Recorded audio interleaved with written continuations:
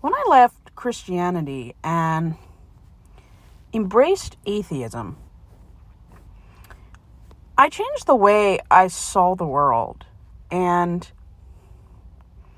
I realized that the propaganda that any man, especially any man who didn't fit the heterosexual, straight identity of a man, like expectation-wise, was the most likely to corrupt your kids.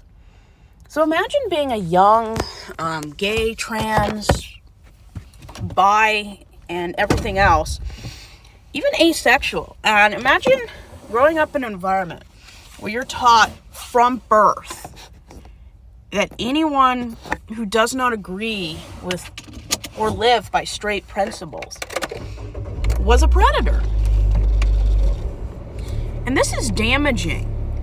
Not only are people being called words that they don't even resemble, but they're teaching kids that the group of people that commit crimes are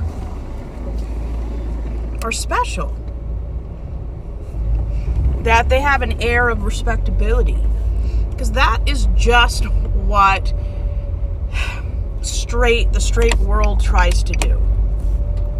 It sets up the type of person who is most likely to be a predator, a white, cis, straight man, as somebody who is decent and worthwhile, while the group that commits less than 1% of sex crimes, gay people and trans people, are the predators. Which is stupid, because I may not know much about the LGBTQIA community, because for one reason I'm not one, and I'm less than 6 months in to learning about different kinds of orientations. So I'm not the expert. I'm nowhere near the expert. I'm always educating myself. I'm always making sure that the information that I'm gleaning is from the most reputable places imaginable. But when straight society teaches us that the group that has always preyed on the vulnerable the most frequently with the most consistency are decent human beings, and that the group that almost never preys on anybody are the predators, this is called gaslighting. And there's a reason why 94% of predators are male. Why 53% of sex perverts and predators, 53% of them are white men. Because there's more white people on this planet than any other race. Well, let me correct myself, than any ethnicity. And you look at every denomination of Christianity, there is not one denomination that doesn't have consistent, ongoing sex abuse for anyone at any age, regardless of orientation. And why is it always, like 9 out of 10 times I see someone get arrested, why is it always a white heterosexual cis man? Because that's the group where the majority of men fall into. 3 out of 4 men are straight. Or at least they say they're straight. So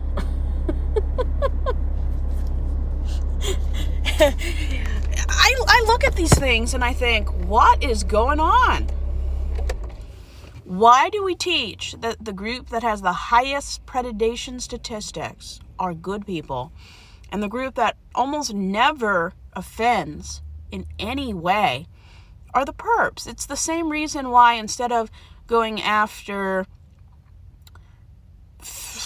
the 50+% of people who use guns, which are white men, we go after the less than 1% trans person who 1 out of 100 shootings just happened to be a detransitioned man. Now, I'm not sure about the vocabulary, but can you still be a trans person if you've detransitioned? Which I believe is the reversal of being trans. Correct me if I'm wrong in the comments, because I'd love to know the answer to that. So, I grew up in this culture where they actually believe that the less than 1% group of people is harming kids. And I'm not going to say that a trans or gay person has never harmed a child. That would be a lie. But you're talking about a group of people that offends at less than 1%, while everyone else in church is making the white cis heterosexual male who offends more than 50% of the time as a role model. You're not a pervert because you're not straight. You're more likely to be a pervert if you're heterosexual and cis. Why? Because that's the group of people that just seems to offend at an astronomical high for some reason. So I refuse to just allow people, white people especially, cis heterosexual people, to call gays and trans people perverts and predators. They're not. I have never heard of a person putting on a dress or drag, going into a bathroom to commit a crime. They just don't do that. They just don't. Trans people are more afraid of using the bathroom society doesn't want them to use.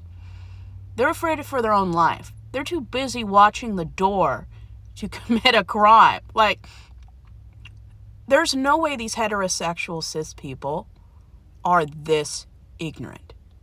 And if they are, it's their fault. Once you turn 18, what you don't know is something you should fix. And this is the whole problem with our society. We actually believe and idolize and worship cis heterosexual people. We call it privilege. We just assume because someone has a family, they're not a pervert. If that were true, Trump would be a saint. The more heterosexual somebody identifies as, they're in the group of people that just can't stop preying on people, regardless of age, even though age is important. So, what are we going to do about it? That's why I make videos talking about how heterosexual people commit the most sex crimes. That's not saying that all heterosexual people are perverts. Of course not. But when more than 50% of the people arrested every year for crimes, and personally I think that less than 10% are even arrested or charged with a crime, so you can imagine how many white heterosexuals are escaping by the thousands, by police just not caring. There's something to heterosexuality creating the most criminals. But I do know a lot of very nice heterosexual law-abiding people. Like, they would never harm kids. I've met a few that probably would do anything if you turned your back long enough. And I will not be a part of any group that worships the group that's most likely to hurt kids. And they cover it up for decades, thinking it'll go away. And there are churches that actually have sex abuse prevention insurance because it's so prevalent. I mean, you don't need that insurance. As long as you teach everyone who's in a position of authority or who volunteers that any hint of improper behavior, you will be cuffed and taken to the jail. if churches consistently recognize the kind of predators that are in church, prevented it, stopped it, and eradicated it, they wouldn't need this kind of insurance. They wouldn't have to make an apology. They just wouldn't. They wouldn't have to. If a crime is prevented or stopped, you don't need to apologize. Churches teach people, young people, old people, whoever, that the kind of person you want to be is the group that most likely commits sex crimes. So, we need to stop villainizing trans people. They're not attacking people in bathrooms. They're more frightened of being attacked because that's how white privilege works. And it shouldn't. So atheism taught me to embrace the opposite of what I was taught. That the LGBTQIA community is most likely to be attacked. They're most likely to be assaulted and beat up. They are seldom to never committing any of these crimes that heterosexuals do by more than 50%. And I know that they know that heterosexuals are doing it, and that gays and trans almost never do it.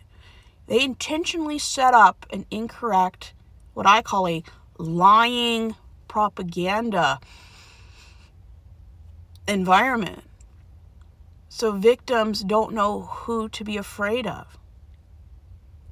They don't know what group is most likely to hurt them because they've been lied to their whole lives. And churches don't care about survivors. You're lucky to be a member of the church after you tell churches what happens, because they like to get rid of people and expel people and trash talk them. There's a reason why the far right, when they hear that a trans or a detrans person has committed a shooting, why do they harp on their orientation instead of what the person did? Why do they react differently to a trans shooter compared to a white heterosexual cis shooter? Because having a trans or a gay shooter fits into their bigoted propaganda opinions and ideologies. They want to scare people while denying that the people most likely to hurt you are the people lying at the pulpit. And I'm glad atheism taught me the truth. Religion has nothing to do with morality. And people can justify their horrible behavior and their lies. And churches can say whatever they want because they're seldomly sued. They can ridicule a woman looking for help because she can't feed her child. They can ridicule and be a bigot against the 1 out of 100 shooters that happens to be trans. They don't care about the reality of the group of people they're creating. And I refuse to have anything to do with these people.